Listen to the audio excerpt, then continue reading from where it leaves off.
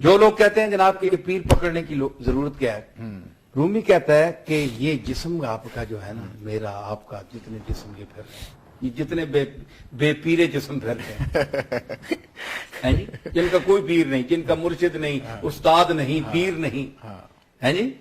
اصطلاح بت بے پیر انہی پر ہے درست، اصطلاح بت بے پیر اسی پر ہے درست، جس کا مرشد نہیں، استاد نہیں، پیر نہیں، بت بے پیر اسی کو کہتے ہیں۔ تو مطلب ہے کہ یہ جتنے پھر رہے ہیں کہ جناب کوئی ضرورت نہیں، وہ کہتا ہے کہ تمہارے اس جسم پر اللہ نے یہ دو پیر رکھے ہوئے جو ہیں، اتنے سے چھوٹے سے ہیں، یہ اگر آنکھ نہ ہو جسم پر تو اتنا دیو ہیکل انسان کسی گڑھے میں گرا ہوگا۔ صحیح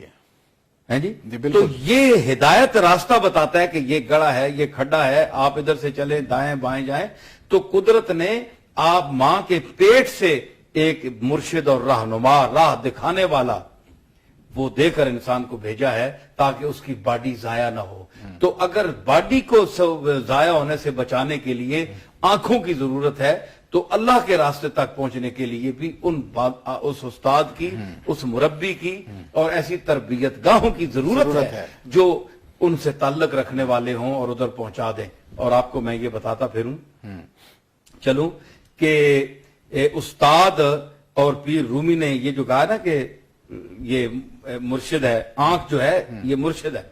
ایک اندھا ہے اس کی آنکھ ہی نہیں ہے، اب وہ کیا کرے گا؟ وہ عصا پکڑے گا، بالکل۔ یعنی یہ نہیں ہے تو ہاتھ میں ضرور پکڑے گا کہ ان کی جگہ یہ کام کرے گا۔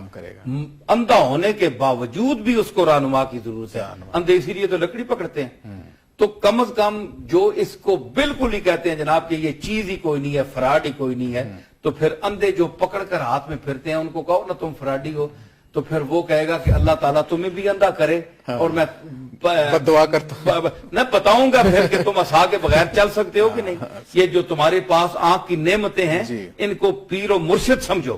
تمہارے جسم کی کو منزل تک صحیح سلامت پہنچاتی ہیں یہ آنکھیں ہیں۔ اسی طرح جو اللہ اور رسول تک کی منزل تک بدعقیدگیوں سے، گستاخیوں سے اور ان تمام جھمیلوں سے بچا کر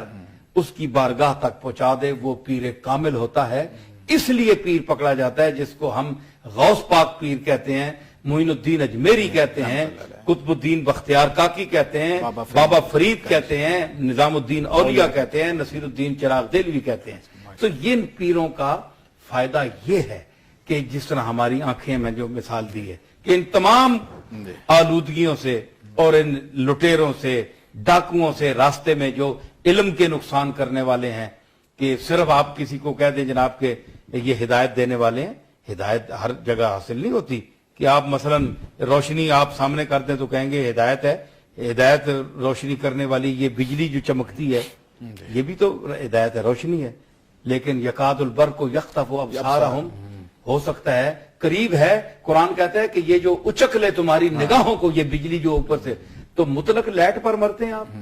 صحیح کہ یہ جناب یہ مدرسے ہیں جناب، قرآن و سنت کی تعلیم دی جاتی ہے۔ آپ دیکھیں یہ وہ آسمانی قہر والی بجلی تو نہیں ہے یہاں، روشنی وہ تو نہیں ہے یہاں، کوئی اور ملک اور قوم کو تباہ کرنے کے اڈے تو نہیں بنے ہوئے،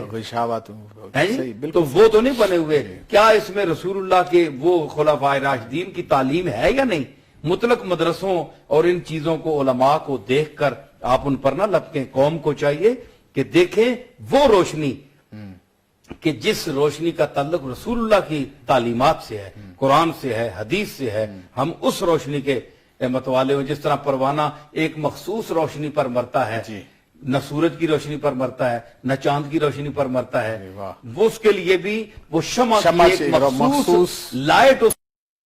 کرتی ہے۔ تو اگر مسلمان کے دل میں وہ بھی ہر روشنی پر مرنے لگے تو پھر وہ تو اس جانور پروانے سے بھی گیا گزرا ہے کہ وہ بھی ایک مخصوص لائٹ پر مرتا ہے۔ تو ہمیں بھی کملی والے کی لائٹ اور بزرگان دین صوفیاء اور جس کا تعلق 1400 سال سے بنتا ہے، ہم اسی تصوف قدے سے، اسی نسبت والوں سے، روحانیت والوں سے تعلق رکھ کر چلیں گے تو پھر کام چلے گا۔